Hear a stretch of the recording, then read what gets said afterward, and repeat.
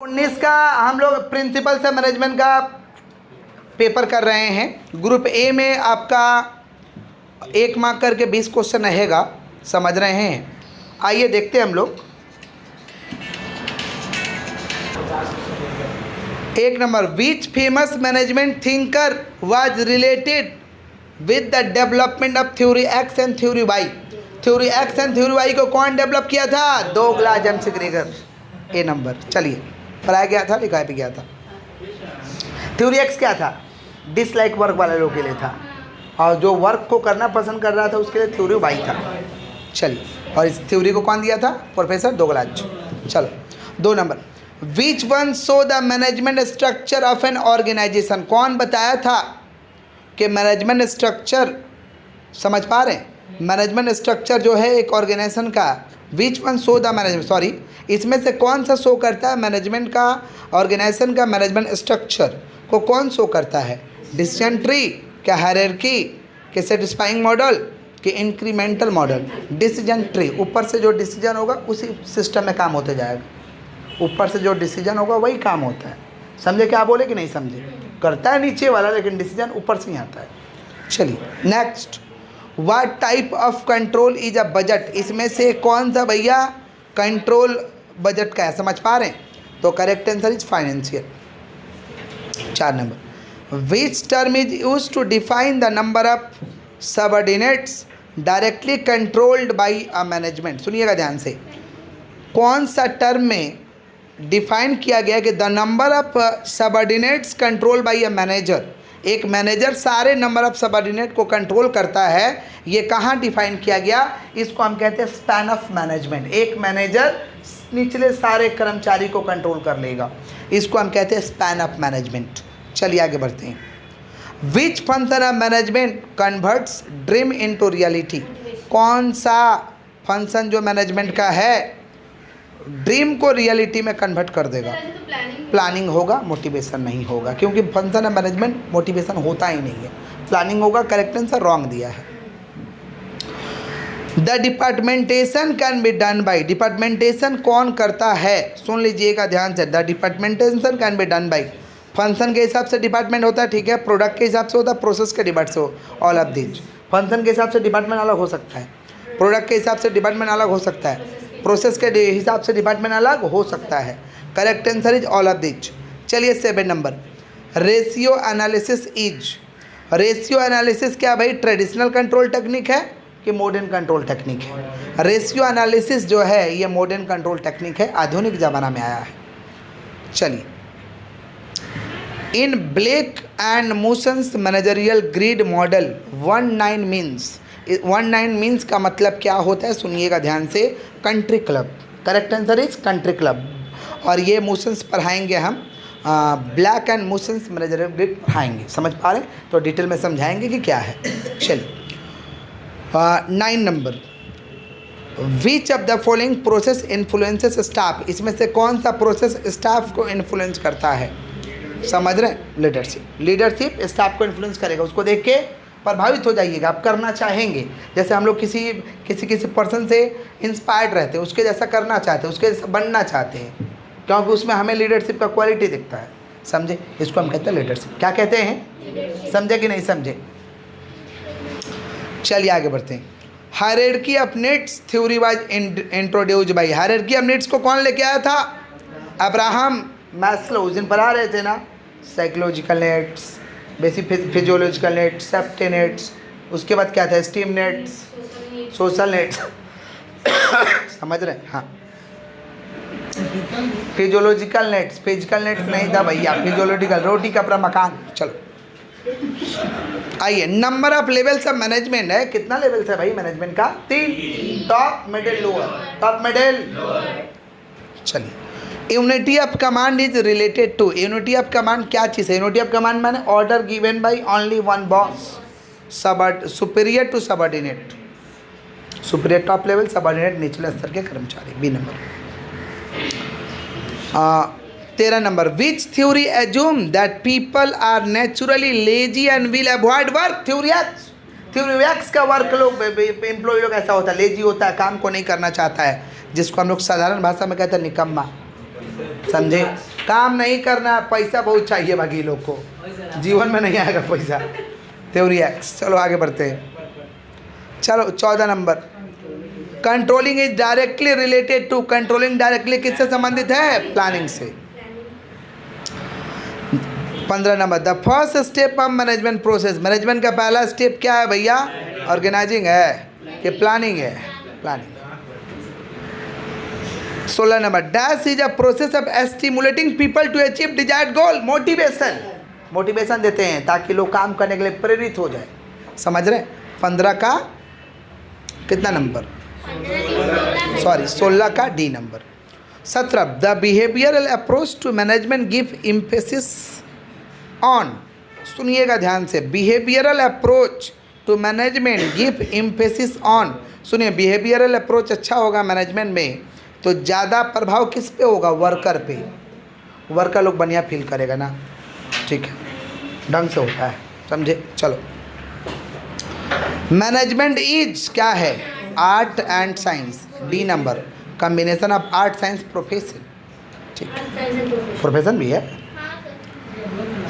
The medieval period of context of evolution of management through relate to, medieval माने बीच वाला, नहीं था हिस्ट्री में, एंसाइंट, मेडिबल और क्या था? मॉडर्न था हिस्ट्री में था नहीं, एंसाइंट प्राचीन काल, मेडिबल माने मध्यकाल और मॉडर्न माने आधुनिक काल। हिस्ट्री का हिस्ट्री 3 तरीका का था।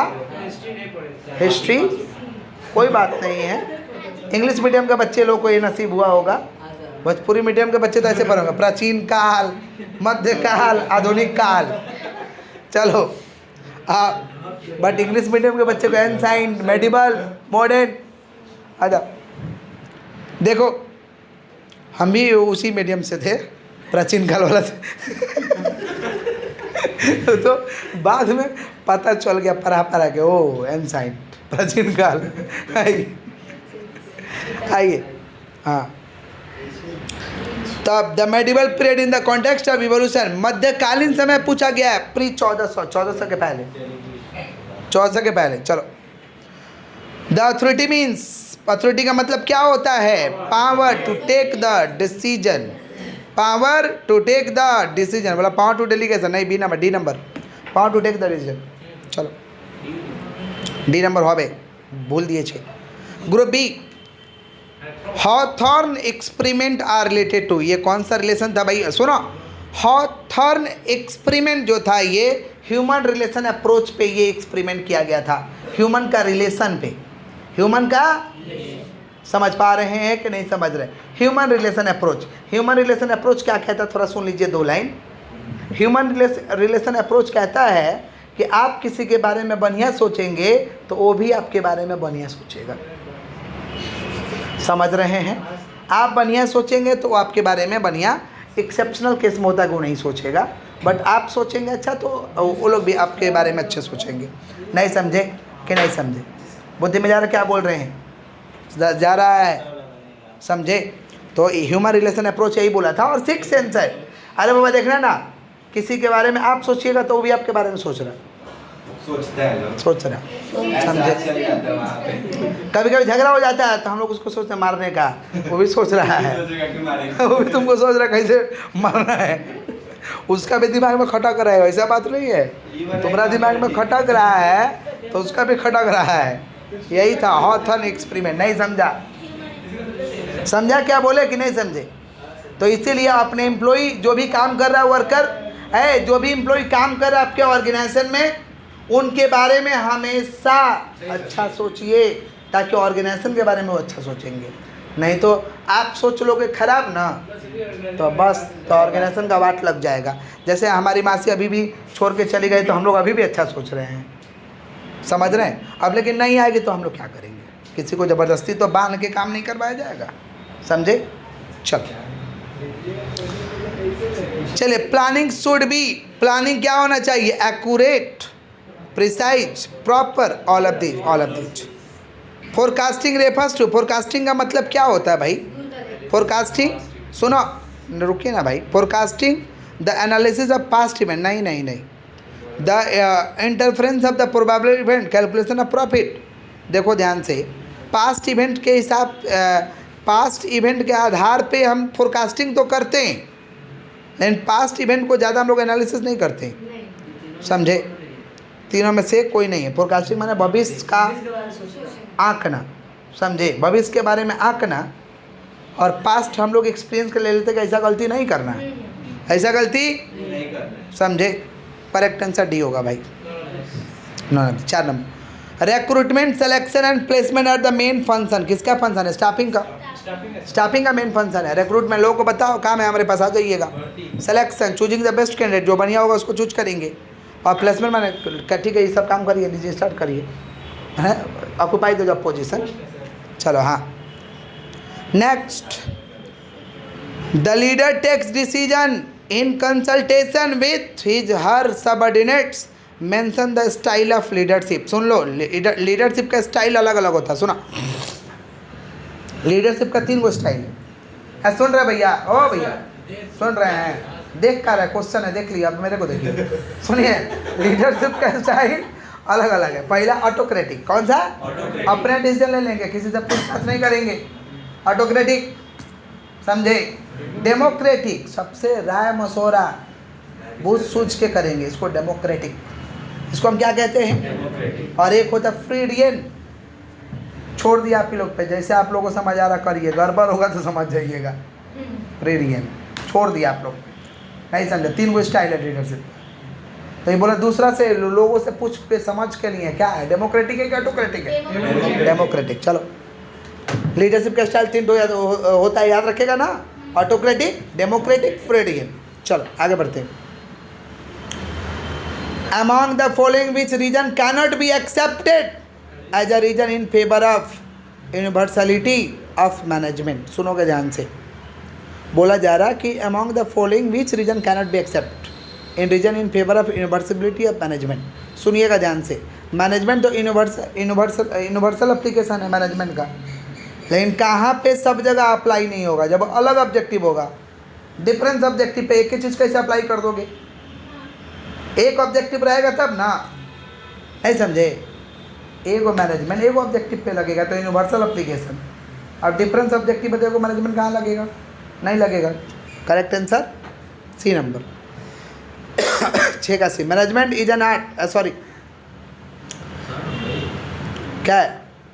Management is an art, management is a cultured based which of the following related to above statement. इसमें से कौन सा एबव स्टेटमेंट से संबंधित है? फंक्शन ऑफ मैनेजमेंट से कि levels of management, universality of management होगा। सी नॉन ऑफ दिस दे दिया। अरे बाबा, मैनेजमेंट तो आर्ट है और मैनेजमेंट कल्चर बेस्ड तो है ही, यूनिवर्सल है। मैनेजमेंट तो कल्चर बेस है, जैसा कल्चर वैसा मैनेजमेंट होता है। बोलते हैं ना वहाँ का मैनेज, वो लोग तो ऐसा ही रहता ही है, तो कैसा कल्चर बेस होगा? मैनेजमेंट कैसा होगा? नहीं समझो, कहीं जाते हैं ना तो उसका अलग ही कल्चर बेस मैनेजमेंट हो जाएगा। और वही का किया है, तो उन लोग का रहन सहन ही ऐसा है, रहन सहन ही, तो यूनिवर्सलिटी होगा। C number. चलो, in what order do manager typically perform the managerial function. Managerial function कौन सा ऑर्डर में परफॉर्म करेगा? सुन लो, planning, organising, staffing, directing, controlling. Planning, organising, staffing, directing, controlling. तो प्लानिंग ठीक है, ऑर्गेनाइजिंग ठीक है, डायरेक्टिंग को हम लोग कहते हैं लीडिंग। क्या कहते हैं हम लोग? समझ रहे हो? और एक कंट्रोलिंग। ए नंबर सही रिएक्शन में दिया हुआ है आंसर। 9 का 1, to plan daily routine of work, daily काम का routine. To evaluate the executed work of employee, to evaluate, सुनो, डेली का काम का प्लान करना, डेली का कितना काम हुआ है उसको इवेलुएट करना। ये कौन सा लेवल का काम है? लोअर लेवल का काम है कि मिडिल लेवल का काम है कि अपर लेवल का काम है कि चीफ एग्जीक्यूटिव ऑफिसर का काम है? सुनो ध्यान से, डेली रूटीन वर्क में क्या करना है इसका प्लान करना, समझ रहे हैं? और टू एवेलुएट, डेली कितना काम हुआ है इसको इवेलुएट कर लेना। ये कौन सा लेवल का काम है? देखो, टॉप लेवल का काम होता है प्लानिंग, ऑर्गेनाइजिंग, प्लानिंग और ऑर्गेनाइजिंग, पॉलिसी मेकिंग।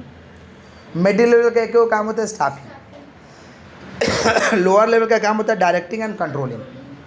तो लोअर लेवल का ही काम होगा, क्योंकि लोअर लेवल ही ना डेली प्लान करेगा आज इतना माल हो जाना चाहिए, वही ना बताएगा और वही ना कंट्रोल करेगा माल बना के नहीं बना, तो लोअर लेवल होगा। चलो 9 का 10 number, when we classify managers according to their level they are describe as, सुनिएगा ध्यान से, कब हम लोग मैनेजर को क्लासीफाई करते हैं लेवल के हिसाब से, समझ पा रहे, दे आर डिस्क्राइब एज, सुनो ध्यान से, मैनेजर का कितना लेवल है भाई, कौन कौन, टॉप मिडिल लोअर, तो बी नंबर होगा। चलो top middle.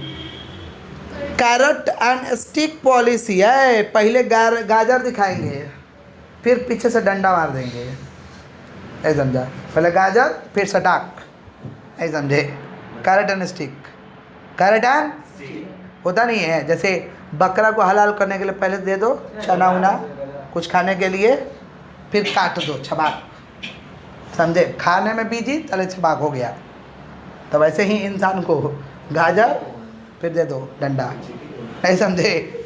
Carat and stick policy related to, किससे संबंधित है, सुन लो ध्यान से, मोटिवेशन के संबंधित, पहले हरा बाग दिखा दो, हरियाली दिखा दो, फिर जाओगे तो डंडा मार के काम कराओ। Carat and stick, carrot and नहीं समझे, अपना पढ़ाई में ही ले लो ना, आप लोग को पढ़ने के लिए प्रेरित करते हैं, अगला दिन होमवर्क नहीं लाते हैं तो सडाक, तो पहले मोटिवेशन कैरेट फिर स्टिक, चलो चलो मोटिवेशन, मोटिवेशन में ऐसा होता है ना, पहले हरा बाग दिखा दो, पढ़ोगे बेहतर भविष्य होगा, डेली मोटिवेट कर देते हैं, बिना पीने अगला दिन होमवर्क मत लेके आओ कल, तो अब तुम लोग बता रहे हैं, समझे। चलो आगे बढ़े, division of work means divide the responsibility, divide the authority, divide the total work, divide the total work in small part, C number. How many general principles of Henry Ford, बता दो ये वाला कौन का प्रिंसिपल्स है, ठीक है। Delegation of authority means क्या करना, बोलो, delegation of authority means power given, power देना, पावर रिलीज। चलो chief executive officer is a part of, chief executive officer किधर होता है, टॉप लेवल में। Managerial skill include, managerial skill में क्या आता है, कम्युनिकेशन है, मैनेजर का बात करने का तरीका होना चाहिए, टेक्निकल स्किल होना चाहिए, तकनीक का ज्ञान होना चाहिए, डिसीजन का स्किल होना चाहिए, ऑल ऑफ दिस। क्या दिया है, मैनेजरियल स्किल्स, मैनेजर के पास तो तीनों स्किल होना चाहिए, लेकिन डी नंबर होगा। चलो division of work, authority and responsibility, discipline and unity of command are, ये किसका ये प्रिंसिपल है, फेयोल का, फेयोल प्रिंसिपल है management. 18 dash is a process of flow from higher level to lower level, higher से lower पे जाएगा, ये कहाँ पे होता है, डाउनवर्ड कम्युनिकेशन कहाँ होता है। 19 नंबर में ये dash is a process of getting result accomplish through others, है कौन ऐसा प्रोसेस है जिसके रिजल्ट, जिससे हम रिजल्ट मिल सकता है दूसरों के जरिए, इसे कहते हैं डेलीगेशन ऑफ अथॉरिटी। अथॉरिटी को डेलीगेट कर दो, सबको दे दो, अथॉरिटी बांटना पड़ेगा ना, पावर देना पड़ेगा, समझे, delegation of authority. The heart of administration is the dash function which involve determining the course of action, giving order and instruction, providing the dynamic leadership. सुनिएगा ध्यान से, एडमिनिस्ट्रेशन का हार्ट कौन माना जाता है, डायरेक्टिंग, इंस्ट्रक्शन इश्यू नहीं होगा, बताने वाला नहीं होगा तो फिर गड़बड़ आ जाएगा, directing. According to Abraham Maslow the basic type of human need, basic type क्या था रे बाबा, फिजियोलॉजिकल, रोटी कपड़ा मकान, दूसरा वाला था सेफ्टी, तीसरा वाला क्या था, सोशल, चौथा वाला स्टीम, और लास्ट था सेल्फ एक्चुअलाइजेशन। तो फिजियोलॉजिकल, कोई भी आदमी कमाएगा तो पहले खाने का सोचेगा, फिर सेप्टिक सोचेगा। चलो आओ 22 number, organisation is a system of cooperative activities up two or more person defined by, सुन लो ध्यान से, ऑर्गेनाइजेशन एक ऐसा सिस्टम है जहाँ पे कोऑपरेटिव एक्टिविटी को किया जाता है, जहाँ पे 2 या 2 से अधिक लोग काम करते हैं।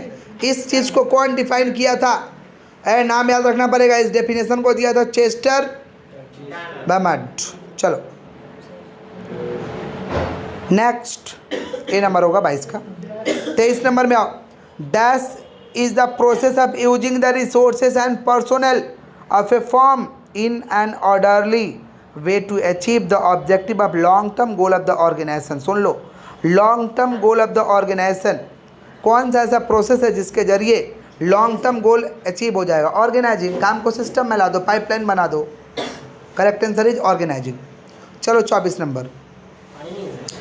नहीं, पानी हम लोग नहीं पीते, खाली कोल्ड ड्रिंक पीते हैं। कोल्ड ड्रिंक पीना है तुमको? गरीब लोग पानी पीता, लो हम लोग खाली कोल्ड ड्रिंक पीते हैं। आ जाओ next 24 number. Dash is the orderly arrangement of group effort to provide unity of action in pursuit of a common purpose. सुनिएगा ध्यान से, कौन सा ऐसा अरेंजमेंट है जिसको ग्रुप एफर्ट में किया जाता है? कोऑर्डिनेशन।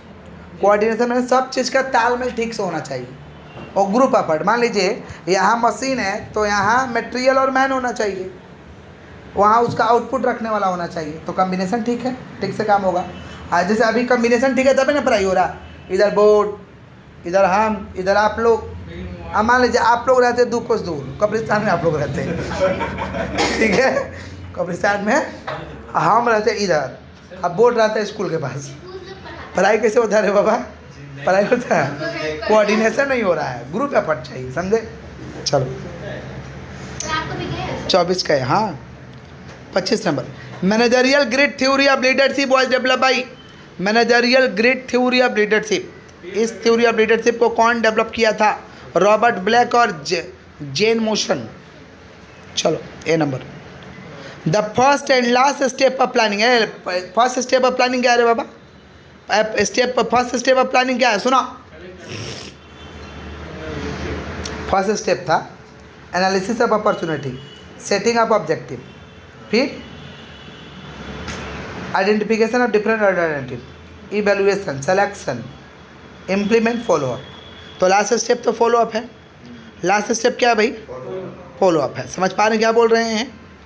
और फर्स्ट स्टेप क्या है? एनालिसिस ऑफ अपॉर्चुनिटी, लेकिन बहुत सारा बुक नहीं देता है, दूसरा वाला ऑब्जेक्टिव देता है, डिटर्मिनेशन ऑफ ऑब्जेक्टिव, तो बी नंबर होगा, determination of objective and follow up. चलो 27 number. Which of the following is most common type of departmental क्या रे बाबा? डिपार्टमेंटेशन। विच ऑफ द फॉलोइंग, कौन सा इसमें से कॉमन है? फंक्शन बेस, फंक्शन के आधार पे बांट दो। जैसे हॉस्पिटल में नहीं जाते हो, ये जनरल डिपार्टमेंट है, समझ पा रहे? ये पैथोलॉजी डिपार्टमेंट है, समझ? ये न्यूरोलॉजिस्ट है, ये गायनकोलॉजिस्ट है, हाँ समझ रहे? तो फंक्शन वाइज काम के आधार पे कॉमन है, ये हर जगह होता है, कॉमन है, ये हर जगह होता है फंक्शन के आधार पे। चलो उसके बाद क्या है? The non financial type of motivation would be. इसमें से कौन सा नॉन फाइनेंशियल टाइप का मोटिवेशन है भाई?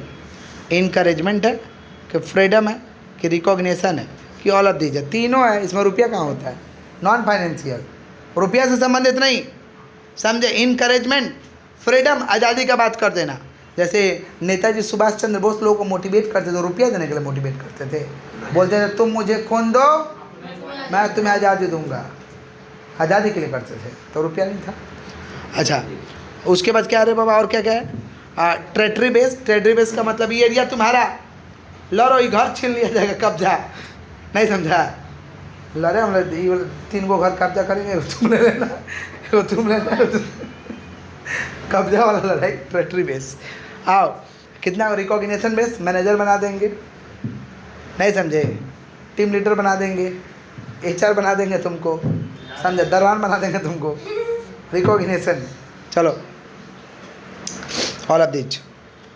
29 the external factor that limit control is are. External factor that limits control is are. सुनिएगा ध्यान से, एक्सटर्नल फैक्टर क्या क्या है रे बाबा?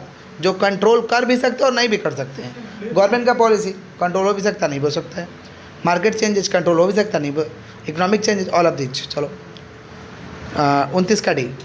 Possibility of inaccuracy, rigidity, possibility of inaccuracy, rigidity, which function of management mention below related to limitation of management stated. कहाँ पे सब था भाई? पॉसिबिलिटी ऑफ इनएक्यूरेसी, इनएक्यूरेट हो सकता है, रिजिडिटी, प्लानिंग का लिमिटेशन था रे बाबा, time consuming, inaccuracy, lack of does not guarantee to success, lack of accuracy, rigidity, costly affair. तो किसका लिमिटेशन था प्लानिंग का? बस खत्म। छुट्टी सर ये